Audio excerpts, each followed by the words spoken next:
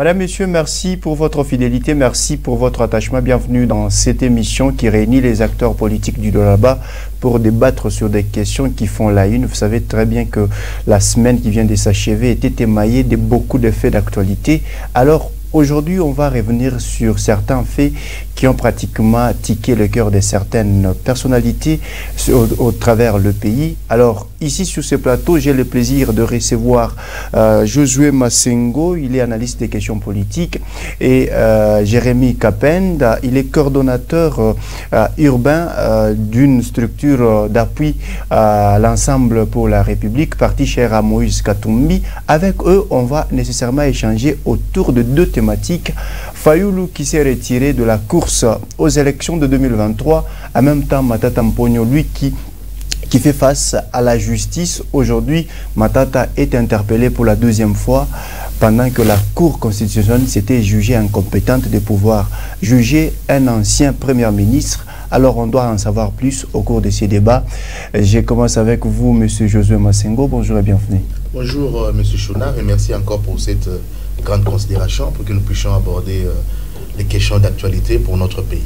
C'est quelle actualité que vous pouvez pratiquement partager avec les téléspectateurs ou bien un coup de gueule que vous pouvez lancer? En fait, sur le plan national, nous devons savoir que le chef de l'État est dans le Grand Kasaï, si je peux dire, pour réhabiliter certaines infrastructures qu'on a lancées. Et sur le plan national, il faut encore y ajouter qu'il y a eu la déclaration, n'est-ce pas, de notre frère Martin Fayulu pour se retirer, n'est-ce pas, des processus électoraux qu'il qualifie de chaotiques. Et hormis ces informations, il faut savoir que dans la province du Lualaba, comme c'est la province où nous sommes, l'exécutif et le gouverneur de la province du Lualaba a visité différents chantiers, différentes infrastructures pour évaluer le degré, n'est-ce pas, d'évolution, pour que nous puissions savoir à quel point nous en sommes par rapport au lancement des travaux. Et je pense que c'était une semaine qui était très mouvementée parce que vous avez vu des images. Plusieurs chantiers ont été visités et c'était par une grande satisfaction que le gouverneur Fumasuka a bouclé hier la visite des chantiers par et à travers la visite de la... Mais certaines sources disent que le président de la République serait peut-être ici au Lualaba. Oui, ça fait partie des activités parce que l'autorité nationale, le chef de l'État, Félix-Antoine Tshisekedi Tshilombo, est annoncé dans la province du Lualaba qu'il viendra pour inaugurer certaines infrastructures. Alors, de ce fait, comme étant responsable de la province, l'autorité provinciale, le gouverneur Fumasuka Saini, a repassé ces infrastructures ou ces chantiers pour donner un bon rapport au chef de l'État pour savoir s'il pourra venir ou pas par rapport à l'évolution des travaux. Parce qu'il faut savoir que quand on vient inaugurer, il faut aussi visiter certains chantiers. Parce qu'il y a certains chantiers qui ne vont pas terminer cette année, mais le chef de l'État peut jeter un coup d'œil pour savoir ce qu'on peut encore projeter dans 2024. Et dans l'espace, avant que je n'accorde la parole à M. Jérémy Kapenda, dans l'espace Grand Kasaï, il y a une vidéo qui est devenue virale sur les réseaux sociaux. Il y a une personne qui dit que la visite du chef de l'État, c'est pratiquement une honte pour le peuple kassaïen. Vous savez, il y a plusieurs aspects de la visite du chef de l'État. Il y a l'aspect sécuritaire, l'aspect économique et l'aspect infrastructurel. Donc, c'est-à-dire, vous ne devez pas dire... J'ai toujours dit ici que lorsque le chef de l'État visite un chantier, visite une province, c'est avec un agenda bien précis. Ce n'est pas un individu qui peut s'autoproclamer pour dire qu'il parle au nom de la province, pour dire que c'est une visite chaotique ou non basée sur le fait réel parce qu'il n'y a pas des infrastructures à inaugurer. Mais je vous dis qu'il y a des choses que le chef de l'État veut savoir, palper les réalités, parce qu'il faut savoir qu'il y a certains projets qu'il a lancés dans cette grande province, mais il faut savoir que le chef de l'État, c'est un homme de terrain, il doit savoir quel est le tas d'avancement de ces projets, non seulement pour inaugurer, mais savoir aussi l'avancement de ces projets. Donc, c'est une visite très importante pour la population du Grand Kasaï. Merci beaucoup, M. Jérémy Kapenda. C'est un plaisir de vous recevoir sur ce plateau. Merci beaucoup, M. Chounard, d'avoir pensé à nous et de nous avoir associés à ces débats patriotiques où nous ne parlons que du Congo et pour les biens du peuple congolais. Et une actualité à partager avec les téléspectateurs. Actualité, il y en a. La première actualité, c'est par rapport au pont Lualaba. Le pont Lualaba est en danger. Il y a les contrôles qui sont en train de s'effectuer sur ce pont, mais il s'est fait que le pont a été transformé en quelque sorte comme un parking. Il y a des trains qui stationnent là-bas, 8-10 trains qui sont là, alors que ce pont a un tonnage qu'il faudra respecter. Le tonnage a été effectué pour que les véhicules passent, pas pour s'arrêter là-bas pendant 10 minutes, 20 minutes ou 30 minutes. Et donc nous mettons ce pont en danger. Déjà que le pont a déjà subi quelques chocs. Et donc si contrôle il y a, je pense qu'il faudra que l'on fasse cela avant... Au plus vite possible. Non, pas au plus vite, avant de monter sur le pont.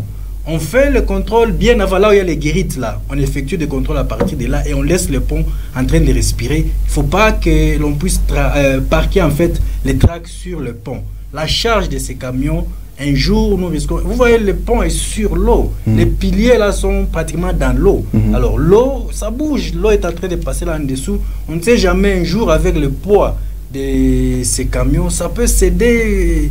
On risque encore de connaître des problèmes ici. Si ça s'est coupé, je ne sais pas comment est-ce que nous allons commencer à traverser par des pirogues encore, ce qui n'est pas bon.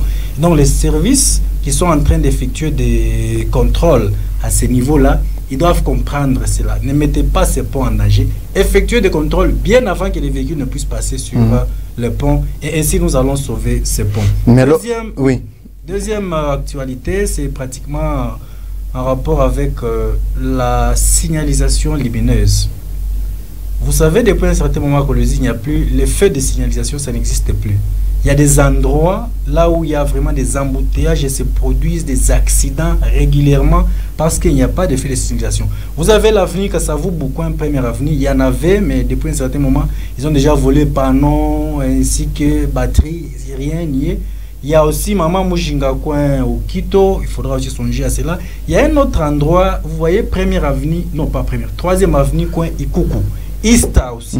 Il y a des endroits comme ça où les accidents se produisent à cause de l'incompréhension et manque de patience. Des chauffeurs, l'incivisme au volant. Des chauffeurs, oui.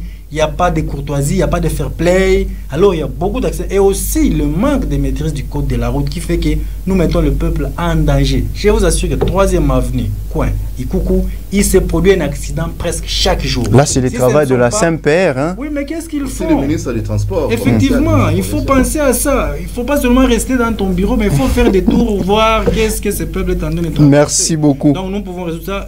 Dernière actualité, c'est par rapport au pont qui était coupé en allant vers le Lualaba profond, qui est le pont qui isole pratiquement Kapanga du reste de la province, en fait, du Lualaba, le pont rouge qui est coupé. Il y a une partie du matériel qui est déjà sur place, mais une autre partie, on ne sait pas, ça n'est pas encore arrivé. Oui, ce qui fait que si vous achetez la marchandise ici à Kolwezi pour aller vers Kapanga, vous allez arriver au niveau de ce pont. Vous êtes obligé en fait de payer 3 fois le prix de cette même marchandise. Vous payez d'abord ici, le véhicule va aller jusqu'au niveau de là où il y a la rivière. On va décharger la marchandise, charger ça à bord des pirogues et consorts, ça va traverser de l'autre côté.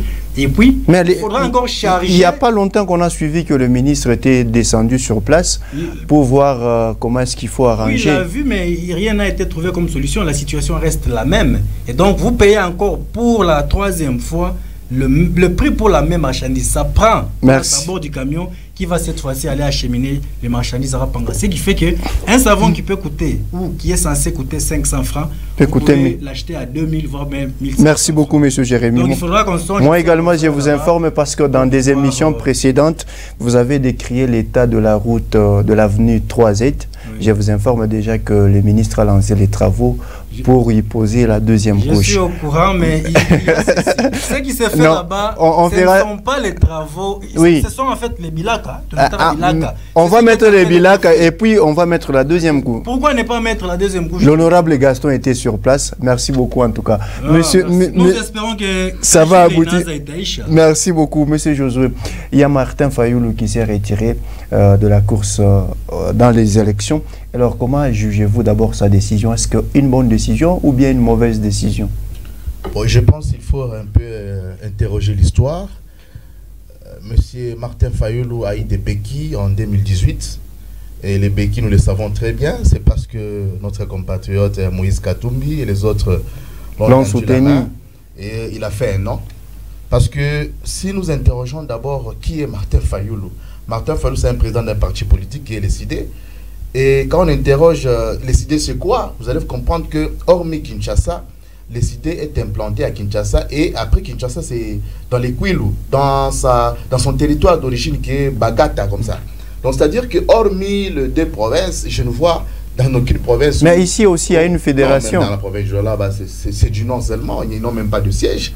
Donc, c'est-à-dire que Martin Fayulu a fait des calculs. Martin Fayulu a fait des calculs par rapport aux élections qui se pointent à l'horizon. Parce qu'ils font partie de ces gens qui pensaient qu'il y aurait glissement, qu'il y aurait dialogue pour qu'on puisse glisser. Mais le chef de l'État a dit non, nous devons respecter la Constitution, nous devons se rendre aux élections. Mais pendant que, pour se rendre aux élections, son parti politique doit présenter les listes complètes qu'il doit déposer à la CENI pour que son parti soit recevable pour ces élections.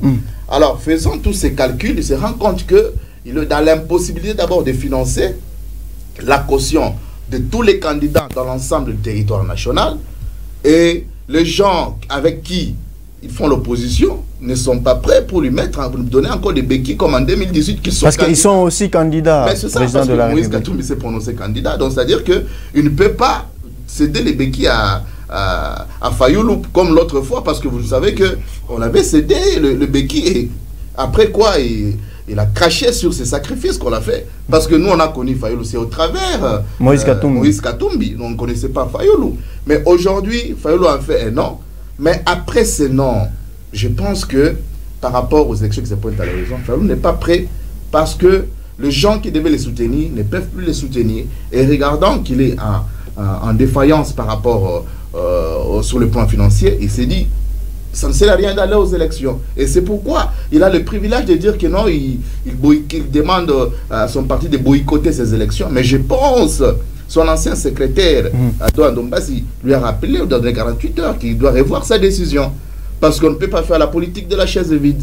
Vous sentez que vous êtes incapable peut-être de financer les élections, mais il y a certaines personnes qui se sentent capables de vous accompagner.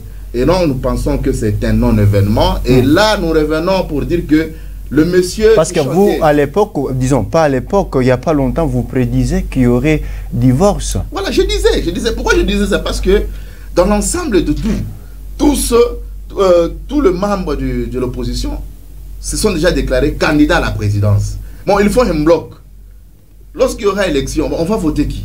C'est-à-dire qu'ils seront toujours devant le mur comme aujourd'hui. Et je pense que c'est une alerte pour dire que le chef de l'État, Fachi Beton, est déjà élu chef de l'État de la RDC. Pourquoi? Parce que les gens qui font... Mais nous ne sommes pas dans la période de la campagne. Non, nous le savons, il y a des statistiques qui le prouvent, parce que si aujourd'hui, Fayulu se retire, il reste qui? Il reste Matata et Moïse Katumbi. Nous savons que Matata a un sérieux problème avec la justice, et donc nous restons avec Katumbi. Quand nous regardons Katumbi, il y a encore un problème que je ne peux pas encore étaler ici. C'est pour vous dire que le chef de l'État, Fachi Beton, sera réélu chef de l'État pour la législative prochaine. Pourquoi? Parce que il a un bilan déjà à présenter. Mais nos frères sont en train encore de s'embrouiller dans le leadership. Cherche encore le leadership. L'opposition a besoin d'un leadership fort et mais stable. vous, de votre côté, vous cherchez aussi à museler un peu l'opposition. Non, nous ne pensons pas. Est-ce que Moïse Katumbi,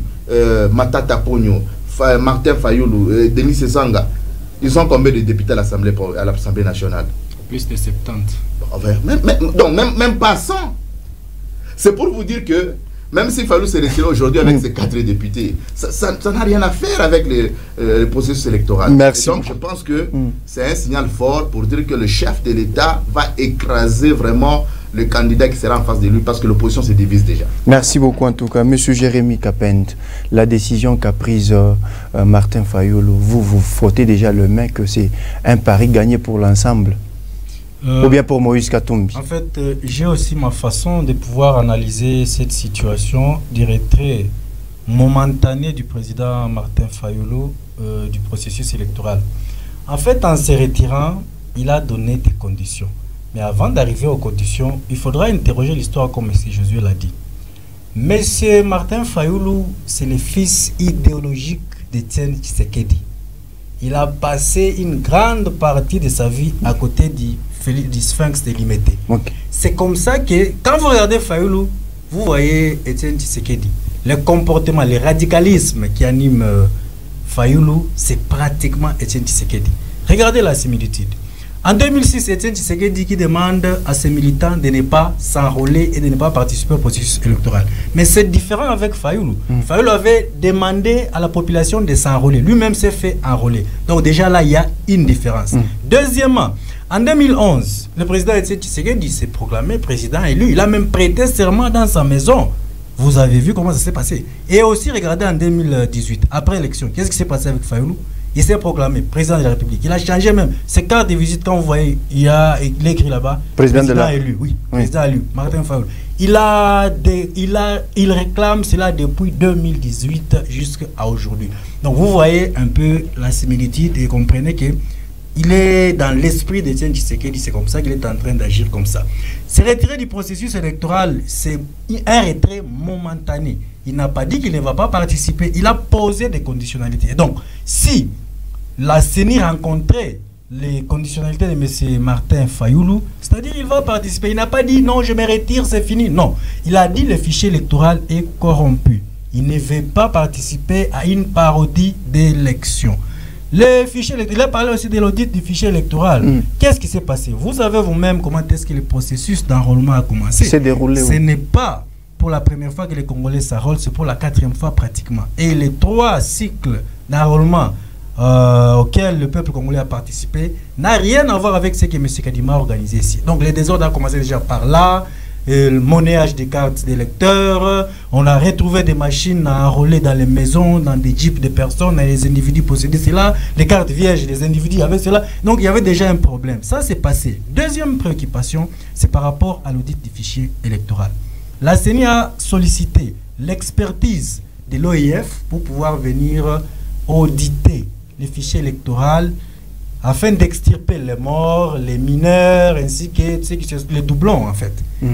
Et la CENI a octroyé 5 ou 6 jours à l'OIF. Déjà, c'était pratiquement suffisant. Non, ce n'était pas suffisant. Auditer un fichier de 49 millions d'électeurs pendant 5 jours, c'est un travail. Je vous informe ici que les cycles électoraux passés, c'était l'OIF qui était en train d'auditer nos fichiers électoraux. Ils l'ont fait combien de jours? Pendant 26 jours. Il les faisait pendant 26 jours. Mais à l'air donnant 6 jours, ils se sont dit non, le délai est trop court. Nous ne pouvons pas prendre les risques d'effectuer un travail bâclé. M. Kadima s'est arrangé pour trouver 5 individus qu'il a pris, on ne sait pas sur base de quels critères, un Malawite, un Sud-Africain et 3 Congolais. Il y a eu appel de la candidature. Non, laissez-moi un peu terminer. Les 3 Congolais ainsi que les 2 étrangers sont venus, ils ont travaillé pendant 5 jours. Et puis ils ont même dit que non, 5 jours c'était beaucoup, nous avons travaillé déjà, on avait fini déjà très bien avant. Vous voyez que quelque chose ne va pas. Les chiffres ne concordent pas. Il y a déjà un très grand problème avec la fiabilité du fichier électoral.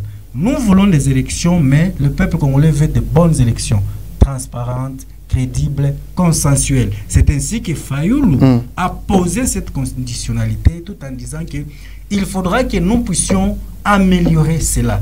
Il n'a pas fait ça puisqu'il s'attendait au dialogue afin de pouvoir partager le pouvoir. Non, on n'est pas partisan du dialogue. Merci beaucoup. Moïse Katumbi n'est pas partisan du dialogue. Personne, tout le monde attend. Les élections, c'est d'ici 4 à 5 mois. Et donc, pourquoi un dialogue encore à 7 heures? Il faut laisser M. Kadima se concentrer, mais il faut seulement lui donner le moyen, les mieux qu'il demande, afin qu'il puisse terminer l'acquisition des matériels, le déploiement des matériels. Merci beaucoup, M. Jérémy. L'organisation complète du processus électoral. Merci beaucoup, M. Jérémy. M. Josué Massengo, tout ce que Martin Fayoulou a évoqué comme raison, sont-elles fondées ou pas? Il n'y a rien de fondé. Je vous ai dit ici qu'il est face à un problème financier. Nous devons être réalistes. C'est que, regardez les partis politiques. Nous savons, parce que du côté de l'opposition, quand nous regardons peut-être l'ensemble pour la République, quand nous voyons LGD avec Madata Pogno, quand même nous voyons que ce sont des partis qui se représentent dans différentes provinces. Mais regardez les idées. Nous devons être réalistes. Je n'ai jamais vu Fayoulou dans les Grands Katanga. Comme il dit ici, le jour que Fayoulou est venu, par exemple, dans les Grands Katanga. Parce qu'il y a des provinces phares où vous devez normalement implanter votre parti. Et quand nous regardons dans les Grands Kasaï, il n'y a même pas les idées. Donc, c'est un leader qui a été fabriqué. Je vous ai dit ici, il a été fabriqué par nos frères de la Mouka. Mais par rapport aux raisons qui motivent un peu sa décision. Ces raisons ne sont pas fondées. Vous savez, l'OIF qu'on est en train de nous citer ici, vous savez, nos frères de l'ensemble pour la République doivent comprendre que nous ne devons plus retourner à une nouvelle colonisation. Non, mais c'est lui qui a sollicité l'expertise. Monsieur Jérémy Patient. C'était la série. Merci beaucoup. Personne de l'opposition n'a demandé cela. C'est-à-dire que lorsqu'on vous invite, on vous donne un délai. C'est-à-dire que c'est à vous d'éprouver. De quoi est-ce on les a donné 6 jours, mais ils ont travaillé dans ces 6 jours. Ils devaient boycotter.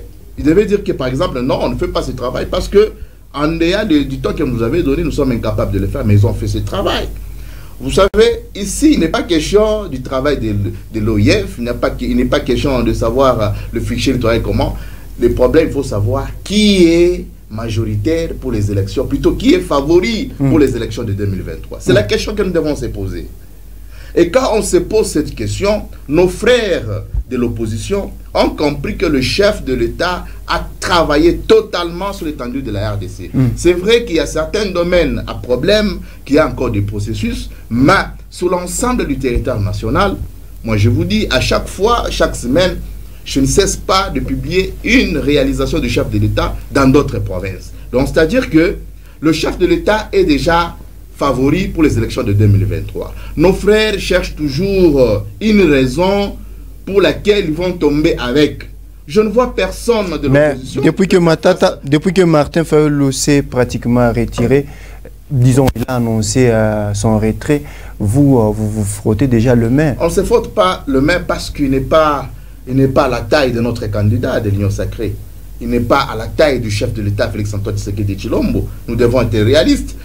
Lui-même chantait ici qu'il était président élu, chantait réalité des urnes, et du coup il a changé. Ce n'est plus réalité des urnes, il n'était plus encore président élu, il devient opposant. Vous savez, quand lui, il n'est pas dans l'opposition, il est dans la résistance. Ils font partie de cette plateforme qu'on appelle l'opposition. Donc c'est-à-dire que la résistance qu'il parle fait partie de l'opposition. Aujourd'hui, nous ne devons pas nous frotter la main parce que M. Fayulu s'est retiré. Mais au contraire, nous devons comprendre qui est Martin Fayulu. C'est-à-dire que c'est une personne, je vous ai dit ici, qu'on a donné des béquilles pour arriver là où il est. Si aujourd'hui, il veut s'égarer même au chef de l'État, Félix-Antoine Tshisekedi Tshilombo, par rapport aux élections de 2018, mais je dis, Fayulu doit être reconnaissant par ses pairs qui l'ont fabriqué pour la Mouka. Je pense que le retrait de Martin Fayulu, ça doit interpeller nos frères qui restent encore dans l'opposition. Moi, je ne vois pas pourquoi rester dans l'opposition, parce que le président de la République, Félix-Antoine Tshisekedi Tshilombo, avait appelé à la création de l'Union sacrée. Notre frère, notre confrère Moïse Katumbi avait rejoint, n'est-ce pas, l'Union sacrée. Moi, je pense, je demande à notre confrère Moïse Katumbi de retourner à la raison. Dans l'Union sacrée. Il n'est pas encore trop tard, parce qu'avec Matata Pogno, il n'ira nulle part. Ça, c'est une réalité de fait. Il ne peut pas faire marche avec Matata Pogno, parce que Matata Pogno ne connaît rien de l'opposition. Alors, ce qu'il fait là, c'est le bruit de l'entourage. Comme vous lancez votre appel déjà pour que Moïse retourne dans l'Union sacrée, c'est-à-dire vous allez libérer Salomon. Moi, je ne pense pas que les dossiers de M. Salomon fait partie de la politique, ça fait partie de la justice. Moi, je pense qu'il y a séparation du pouvoir, il y a la justice qui fait son travail, et je pense que Moïse Katumbi, c'est un compatriote, il va comprendre. Avant 2023, je suis sûr qu'il va se retirer. Merci beaucoup. Monsieur Jérémy Kapend, ne voyez-vous pas que le retrait de Fayulu dans le processus électoral va nécessairement fragiliser un peu la frange de l'opposition? Moïse Katumbi ne va pas se retirer. Il ne se retirera pas. Il a la confiance du peuple congolais. Il va mener sa lutte jusqu'au bout. Le bloc patriotique n'a pas de problème, n'a pas de fissure. Les 4 leaders parlent le même langage en fait. Qu'est-ce qui s'est passé aujourd'hui? Il y a un meeting sur la place Sainte-Thérèse. S'il vous plaît, il ne parle pas le même langage parce que lorsque Martin Fayulu s'est retiré, Olivier Kamita tout s'est prononcé pour dire que nous allons... Nous ne sommes pas dans un tweet. Ce sont des divergences qui sont tout à fait normales. Dans chaque famille, il y a toujours quelqu'un qui voit les choses de sa façon. Mais cela n'entraîne pas ou n'influence pas le comportement de tous les membres de la famille par rapport à l'objectif que nous nous sommes fixés. Et il a traité Martin Fayulu d'être naïf, hein? Il a dit nous ne sommes pas naïfs. Il n'a pas dit que Fayulu est naïf. Il a dit que nous ne sommes pas naïfs. Donc on ne faut mais en quelque sorte, c'est une figure de style. Non. Vous ne pouvez pas lui attribuer ce qu'il n'a pas dit. Et donc je répète ici que le bloc patriotique n'a pas de fissures. Je vous étais en train de vous informer qu'il y a eu un meeting sur la place Sainte-Thérèse et tout le monde était là. Katumbi était représenté, Matata représenté, Fayulu était là, tout le monde était là. Le meeting n'a pas failli. Non, le meeting n'a pas failli, mais regardez les images, vous allez comprendre que c'était une réussite totale. Tout le monde était là et le peuple s'est exprimé. Et donc, c'est un peu comme ça, il n'y a pas de problème de ces côtés-là. Le président Moïse Katumbi est là, il continue à se battre. La position de Martin Fayulu est une position tout à fait patriotique et correcte. J'ai dit ici, écoutez, vous savez, la question électorale, c'est une question très sensible. La CENI, c'est une commission nationale électorale qui est censée être indépendante. La CENI, c'est l'émanation de la société civile. Elle est censée être l'émanation de la société civile, c'est-à-dire elle est censée être à l'écoute du peuple congolais. Déjà, si au départ, il y a eu des problèmes, les gens se sont plaints, même si Kadima a bouché les oreilles. Il n'a écouté personne. Ils ont continué le forcing jusqu'à ce qu'ils ont clôturé l'opération d'enrôlement. Je vous informe que, regardez, depuis qu'on avait clôturé l'opération d'enrôlement depuis le mois d'avril, qu'est-ce qui s'est passé au mois de mai, mois de juillet? Rien. Il fallait seulement laisser les Congolais s'enrôler. Il y a autant de Congolais qui ne se sont pas fait enrôler, surtout ici à Kolwezi. Beaucoup de personnes ne se sont pas fait enrôler. Au Lualaba, d'une façon générale, et même au Congo, beaucoup de personnes ne se sont pas fait enrôler. Ça, ce sont des problèmes. Il y a aussi la qualité de service. Aujourd'hui, M. Kadima qui dit que à la population de Goma, comme les cartes ne sont pas claires, ne sont pas de bonne qualité, nous allons vous remettre des duplicata. Ça, c'est déjà un mea culpa, parce que ça signifie que le travail n'a pas été bien fait, le travail a été bâclé. Et donc, la CENI doit faire un effort. J'ai dit ici que la question électorale, c'est une question sensible. L'histoire nous apprend que les crises que nous avons connues dans ces pays, la plupart des crises étaient des crises post-électorales.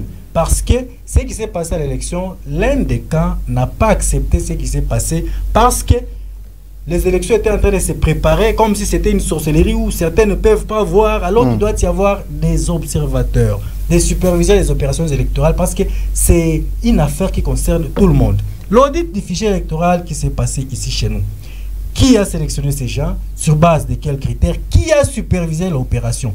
La société civile était censée superviser ce qui était en train de se passer. Personne n'a été contacté. Personne n'a supervisé. Il y avait que la CENI. Il y avait même des ONG. Non, quelle ONG? Personne ne sait vraiment ce qui s'est passé. Personne ne sait. Alors, est-ce que donc vous voyez que c'est déjà un problème sérieux. À l'heure où nous sommes, est-ce qu'il faut, Monsieur Jérémy, prenez ma question. À l'heure où nous sommes, est-ce qu'il faut maintenant critiquer le processus? Ça prouve à la face du monde que vous n'êtes pas prêt pour les élections. Fayulu n'a pas critiqué le processus électoral. Fayulu a dit la vérité sur ce qui ne marche pas et il a proposé des solutions. En fait, le bloc patriotique n'est pas là pour se plaindre et pour pleurnicher. Il propose des solutions. Donc, il constate d'abord, après les constats, et on propose des solutions. Il faudra tenir compte de ces solutions puisque c'est ça la volonté même du souverain primaire. Alors, autre chose que je voulais ajouter, c'était quoi la question? Il fallait que j'ajoute en fait quelque chose là. Les élections à la République démocratique du Congo, j'étais en train de parler de cela. Vous savez, en 2006, ce qui s'était passé à Kinshasa entre Jean-Pierre Bemba et Joseph Kabila. Jean-Pierre Bemba avait contesté, il avait pris les armes contre son peuple. Ils se sont battus à Kinshasa et il y a eu des morts pratiquement. Et vous savez qu'est-ce qui était à la base? Ce sont les élections, la crédibilité, la transparence, le consensus en fait. Les élections concernent tout le monde, les élections concernent tous les Congolais. Il doit y avoir ces critères que nous venons dénoncer ici afin que l'élection puisse se passer. S'il y a les gens qui sont très bien préparés et qui sont vraiment concentrés à aller vers les élections, c'est le bloc patriotique qui est très bien préparé. Donc personne n'a peur des élections. Nous sommes bien préparés et on ne peut pas gagner. On ne chante pas la victoire avant la guerre. Mais Josué dit non, nous avons gagné. Vous avez gagné quoi? Avant le match, vous criez déjà la victoire. Vous savez pas il a dit que l'adversaire est plus faible, fatigué. Il n'y a jamais eu un petit adversaire. Il ne faut jamais sous-estimer un adversaire. Je vous informe que laissez-moi vous dire ceci. Parce qu'avec Matata Pogno, rien ne se produira. Merci beaucoup. Katumbi ne reviendra pas et Katumbi n'ira nulle part. Katumbi reste avec le peuple congolais. S'il y a quelqu'un qui a la confiance du peuple congolais, même seul, Moïse Katumbi va faire des miracles dans ces pays. Voilà, merci beaucoup. On ne se fait pas élire sur base des promesses non tenues, mais on se fait élu, on sollicite un second mandat sur base des réalisations. Merci beaucoup en tout cas. Monsieur Josué Massengo, aujourd'hui c'est la question électorale qui divise la classe politique. Qu'est-ce qu'il faut faire pour baliser le chemin, pour décrisper un peu le climat politique en RDC? Ce qu'il faut faire, c'est que chaque leader politique de la majorité de l'opposition doit avoir des bases.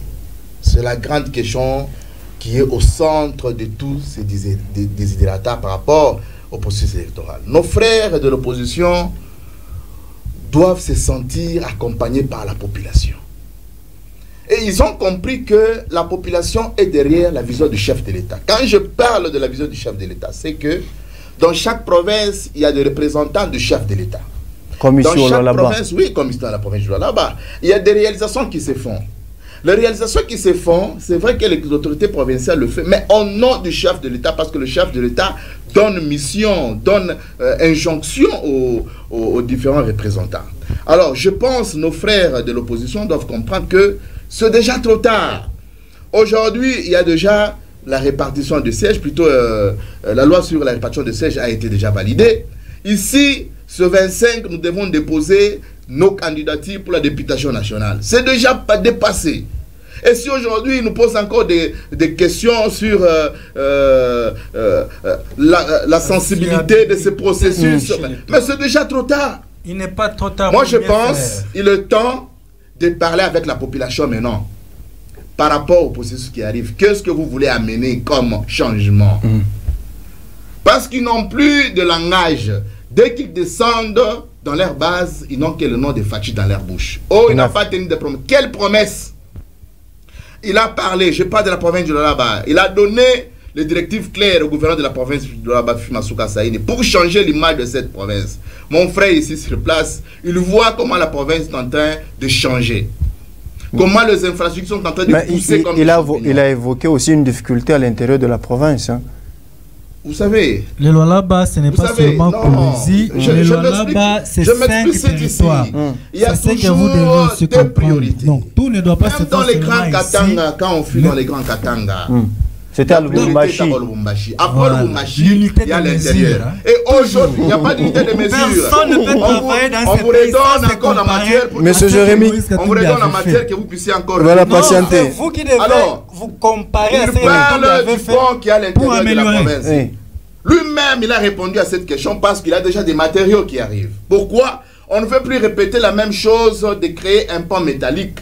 On veut faire en sorte que ça soit comme le pont Lualaba, en béton.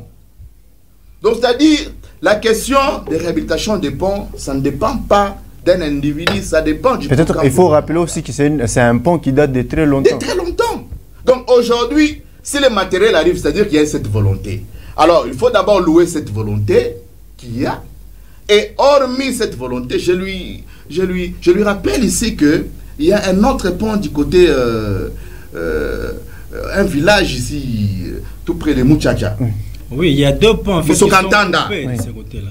Mais ces ponts-là, est-ce que c'est comparable avec ce que nos Belges nous ont laissé? Mais non, c'est différent. C'est-à-dire, on veut présenter quelque chose de bon pour la population du Lualaba. Nous ne sommes pas de ces gens-là qui ont géré la province, qui ont géré les pays. Non, on ne parle pas de la gestion du chef de l'État. Donc, c'est-à-dire que le chef de l'État sera élu par rapport au bilan de ses représentants dans différentes provinces. Monsieur Jérémy, et le bilan est déjà positif. C'est la crainte qu'ils ont parce que ils n'ont rien à présenter à la population pour qu'ils soient élus. Merci beaucoup, monsieur Josué. Qu'est-ce qu'il faut faire aujourd'hui pour décrisper un peu la situation sociopolitique en RDC pour connaître des élections crédibles? Avant qu'on passe rapidement à l'affaire Boukangalonzo. Vous parlez de la situation sociopolitique. Et donc, il y a les sociales là-dedans. Le chef de l'État est en visite d'itinérance pour la 6e fois dans l'espace Grand Kassai. Et vous savez, depuis qu'il est là-bas, en fait, ce que nous déplorons, c'est le comportement de nos amis qui sont en train de défendre l'indéfendable. Le chef est très mal entouré, lui-même l'a déjà dit, il a déjà eu à le dire à plusieurs reprises. Ce qui l'entoure, ce sont des flatteurs comme ça. Vous ne dites pas la vérité au chef. Regardez ce qui se passe au Kassai. Ça fait l'argent. Le président de la République a envoyé l'argent pour le projet de l'Amiba. L'argent a été bouffé, l'Amiba n'a pas été lancé. Le chef de l'État a envoyé l'argent pour la construction du site Katende.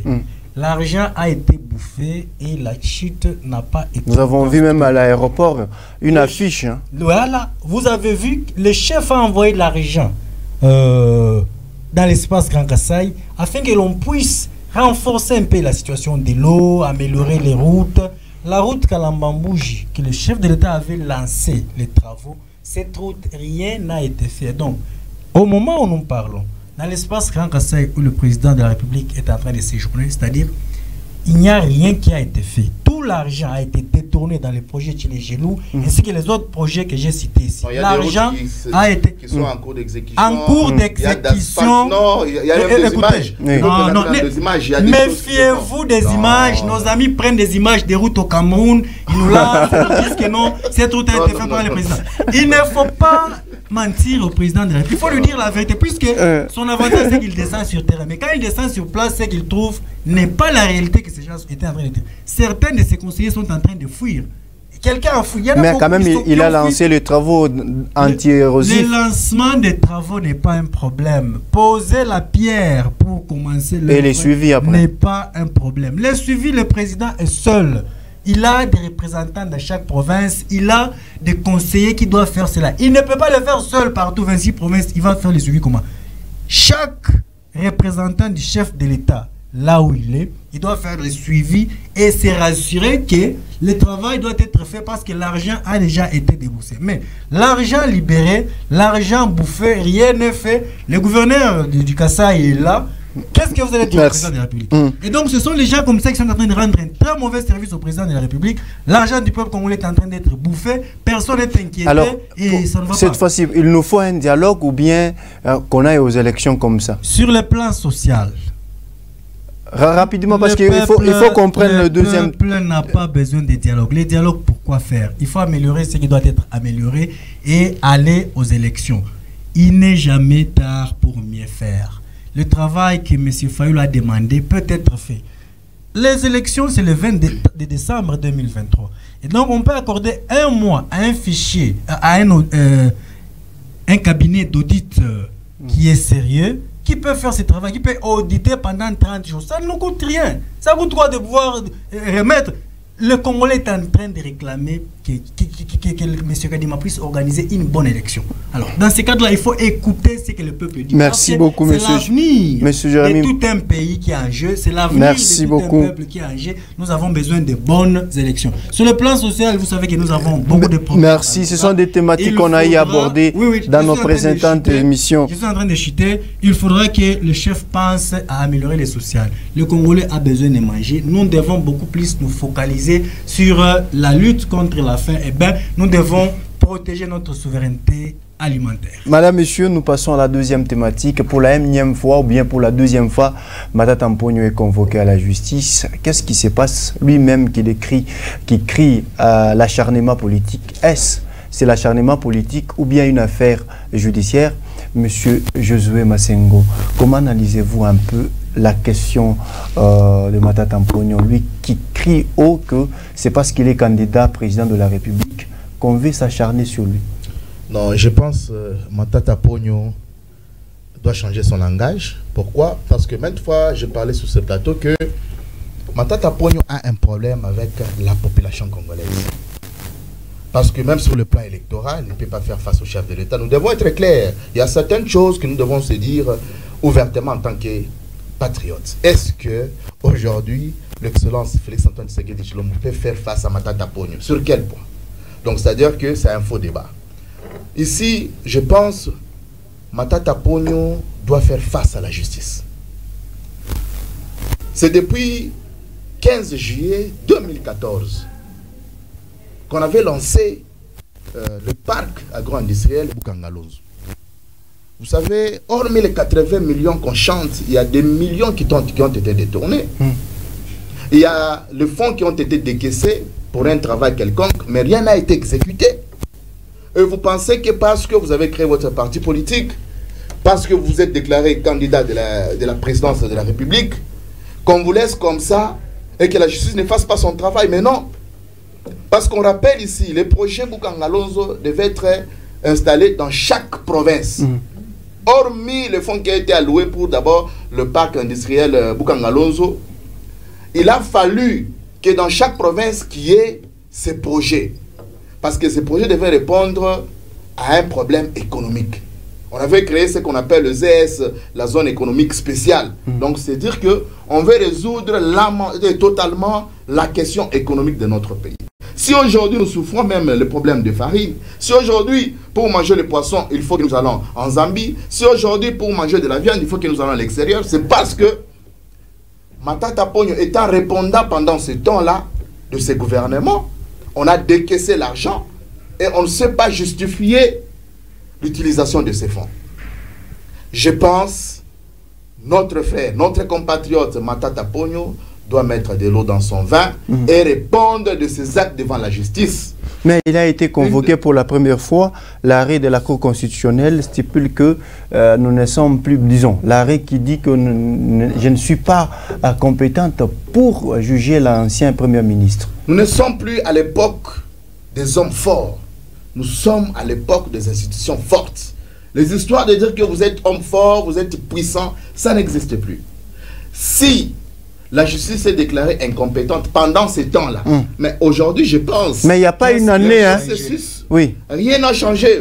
Vous savez, nous savons comment on a dérouté la justice. C'est pourquoi nous sommes dans un état de droit. Vous aurez vos minutes. Nous sommes dans un état de droit. Nous sommes dans un état de droit. Lorsque vous voulez échapper à la justice en utilisant l'argent, sachez que la justice va vous rattraper. C'est-à-dire, il y a eu un pot de vin qui a circulé. Non, je ne peux pas accepter sur ce plateau qu'un confrère de l'ensemble de femmes Matata Ponyo sur base de Bukangalonzo. Mais ça, c'est cracher sur le sacrifice de la population. Et je comprends pourquoi ils ont fait bloc. Parce que je ne peux pas marcher avec un voleur si je ne suis pas voleur. Et je comprends pourquoi notre frère de l'ensemble de femmes Matata Ponyo ici, parce que si on avait exécuté le projet Bukangalonzo, je vous dis, c'était une relance économique de ce pays. Nous devons être des réalistes. Rien ne se fait. Vous descendez sur le terrain, il y a des engins même sans moteur. Et vous voulez qu'on applaudisse cette personne. Vous voulez qu'on applaudisse Matata Ponyo parce qu'il s'est proclamé candidat de la République, de la présidence. Mais je pense que c'est un faux débat. Il faut mettre Bukangalonzo de côté et prendre la candidature de Matata Ponyo de côté. Ici, nous parlons du parc agro-industriel Bukangalonzo. Merci Plus de 80 millions détournés. Nous ne sommes pas à cette époque-là de gens qui Merci, monsieur Josué. Sans être interpellés par la justice. Merci beaucoup. Déjà révolu. Merci beaucoup, monsieur Josué. Je pense qu'apaisez-vous. Je trouve que la température commence à monter. C'est déjà révolu. Ça fait mal parce que quand nous voyons nos compatriotes sur ces plateaux qui défendent le vol. Monsieur Jérémy, prenez la parole. Je sais que vous avez soif de parler. Merci beaucoup. Aujourd'hui, comment analysez-vous la situation Matata Ponyo qui fait face maintenant à la justice? Vous savez, nous devons apprendre à être sérieux. Le Congolais doit apprendre à être sérieux. Soyons objectifs. Et il faut éviter de faire la honte à la justice congolaise. Les sages ont dit, la justice élève une nation.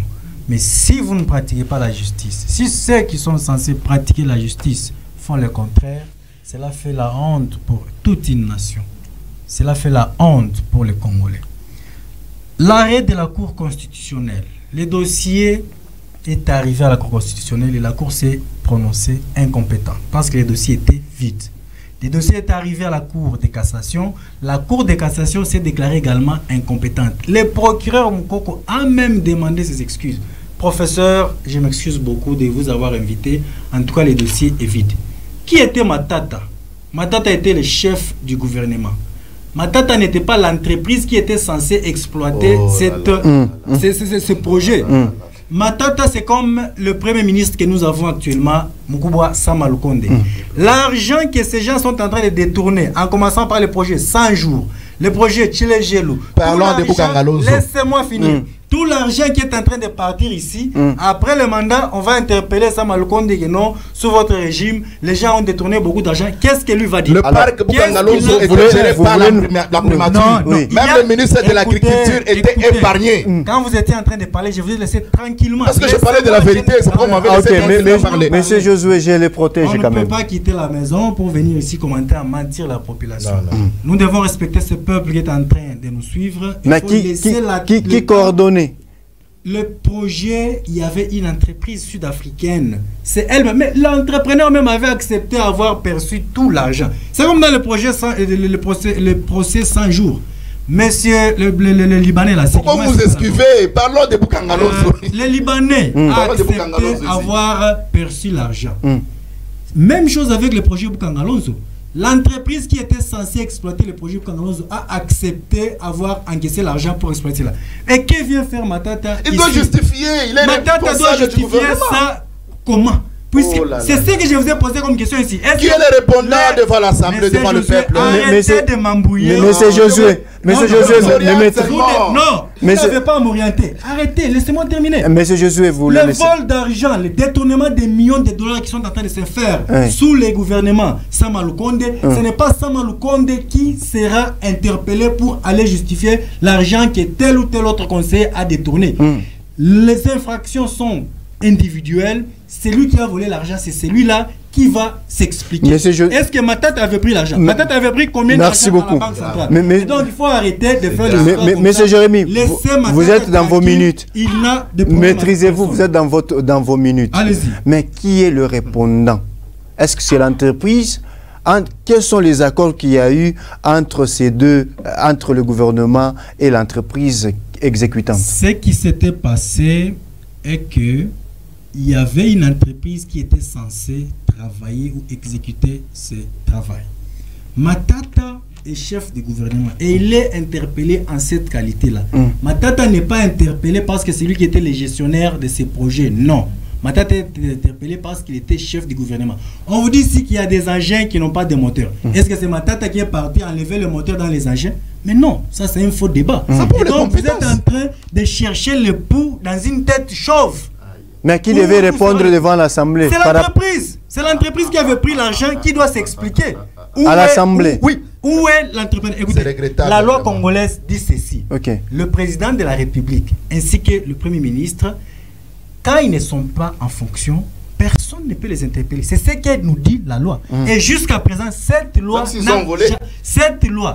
la loi est claire, elle dit pour les actes que ces gens ont posés pendant qu'ils étaient encore au pouvoir. Ce n'est pas M. Josué qui va modifier cette loi. Ici, quel acte? Et moi, ici avec moi. Vous parlez de quel acte du Premier ministre? Vous pouvez me prouver. Si la Cour constitutionnelle... Non, c'est dans ces minutes. Monsieur Josué, prenez votre mal en patience, c'est dans ces minutes. Si la Cour constitutionnelle s'était déclarée incompétente, la Cour de cassation se déclare incompétente. Ce n'est pas M. Josué ici qui va condamner Matata et qui va prouver que... Oui, vous êtes en train de dire que Matata est volé. On veut lever ses immunités, c'est en cours, ça doit se faire. Vous avez fait cela en violation de toutes les lois. La session ordinaire était ouverte. Personne n'a osé soulever cette question parce qu'ils savaient que les sénateurs vont s'opposer. Ils ont attendu que les sénateurs puissent aller en vacances parlementaires pour venir solliciter encore la clémence du président du Sénat et afin de pouvoir lever encore. Mais le président a dit en violation nous savons de tous ces temps que Matata n'a jamais recouvré ses immunités.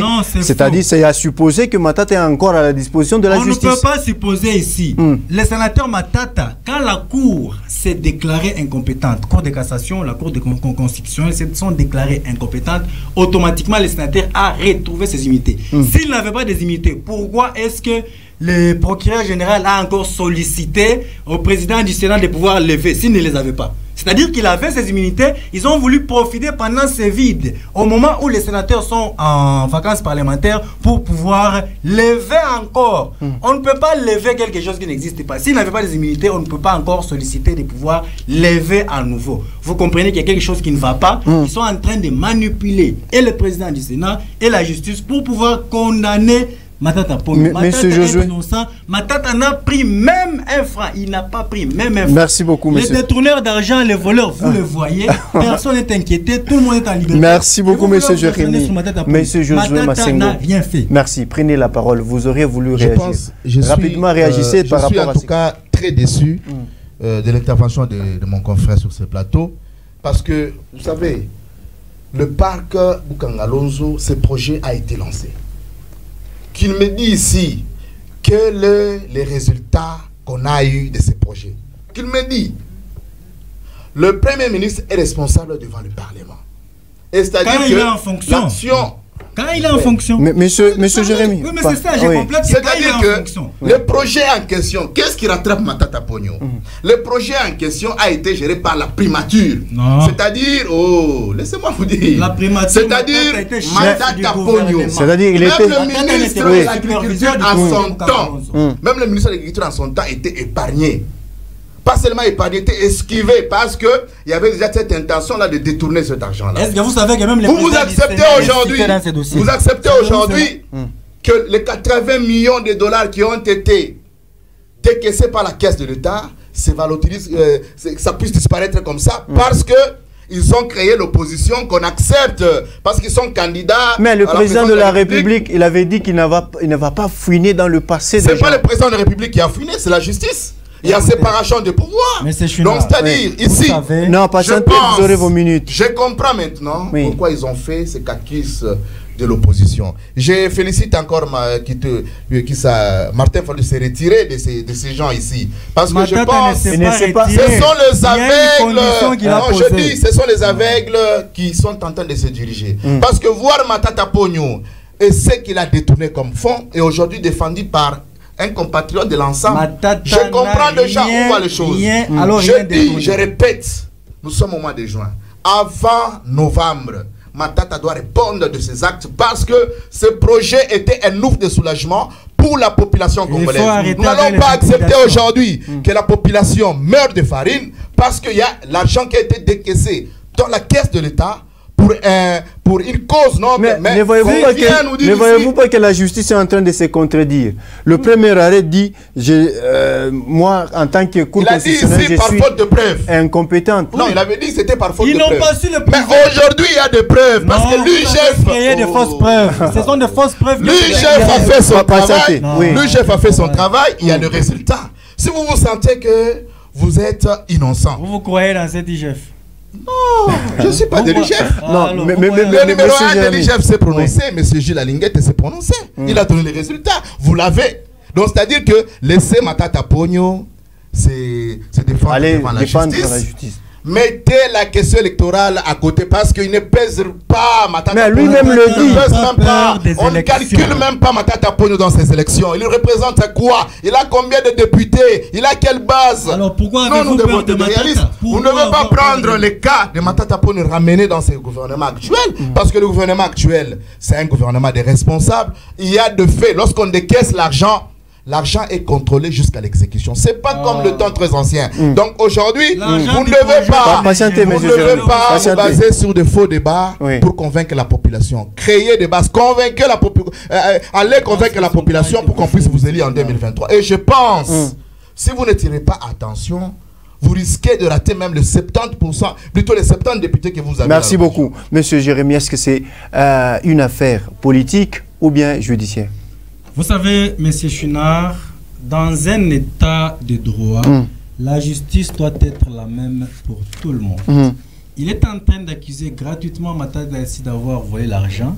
Alors que Matata... Ce n'est pas moi, c'est les rapports de l'UGF. Il n'a pas pris même $1 dans le projet Bukangalonzo. Mais qu'est-ce qui vous aujourd'hui, eux qui se disent vouloir aimer la population, ils étaient sur le point de vendre Bukangalonzo par une entreprise canadienne et venir y cultiver du chanvre. Mais oui, vous n'êtes pas au courant. Voilà. Je parlais ici de l'état des droits. La justice doit être la même pour tout le monde. Vous avez les gens qui ont détourné l'argent du projet 100 jours, plus de 300 millions de dollars. Vous avez les gens qui ont détourné l'argent du projet Tchilejelo, plus de 400 millions de dollars.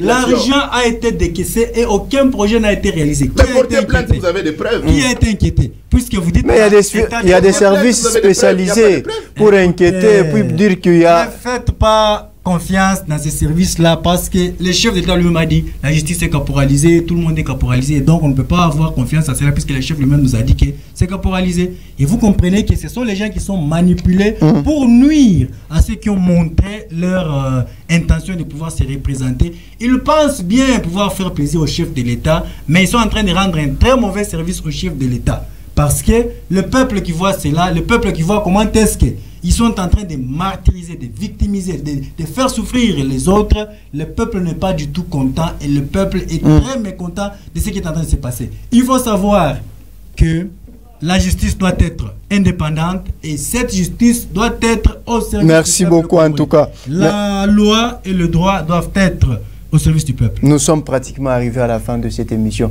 Monsieur Josué Massengo, quel est votre mot de la fin par rapport à ces deux thématiques qu'on a abordées au cours de cette émission? Le mot de la fin, il faut comprendre que le chef de l'État, Félix-Antoine Tshisekedi Tshilombo, est favori pour les élections de 2023.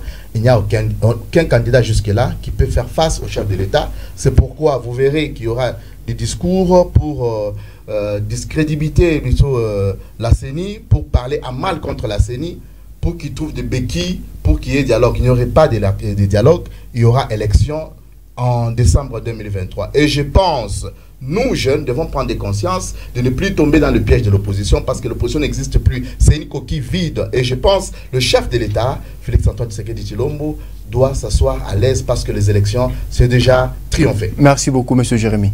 Merci beaucoup de m'avoir accordé cette opportunité. En fait, le Congolais veut aller aux élections, mais nous voulons de bonnes élections. Il n'est jamais tard pour mieux faire. Nous avons encore suffisamment de temps pour refaire les bureaux de la CENI, pour faire l'audit du fichier électoral. Nous voulons les bonnes élections afin qu'il n'y ait pas de contestation au mois en 2024 pour une élection bâclée. Parce que si nous voyons la façon de travail de M. Kadima, il est en train de planter les décors pour une contestation post-électorale à venir. Sur ce qui concerne le dossier Matata Ponyo, c'est un innocent. Il n'a pris aucun rang sur le projet Bukangalonzo. C'est comme ça qu'ils n'ont pas été capables de le prouver. Ni à la Cour constitutionnelle, ni à la Cour de cassation, personne n'a été capable de prouver que Matata a pris quoi que ce soit. Donc, Matata, c'est un innocent qui est en train d'être vilipendé. On est en train de le faire souffrir pour rien parce qu'il s'est déclaré candidat à la Merci beaucoup. Et donc, il faut laisser Matata tranquille et organisez-nous une bonne élection. Madame, Messieurs, nous sommes arrivés à la fin de cette émission. Merci à mes deux invités. Et ça ne sera pas pour la dernière fois de vous inviter encore sur ce plateau pour débattre sur des questions qui feront la une en République démocratique du Congo. Si vous avez raté l'intégralité de l'émission, retrouvez-les sur notre page YouTube, disons notre chaîne YouTube, tapez Amani Débat, ou soit allez sur Facebook, vous allez retrouver l'émission en intégralité. D'ici là, portez-vous bien.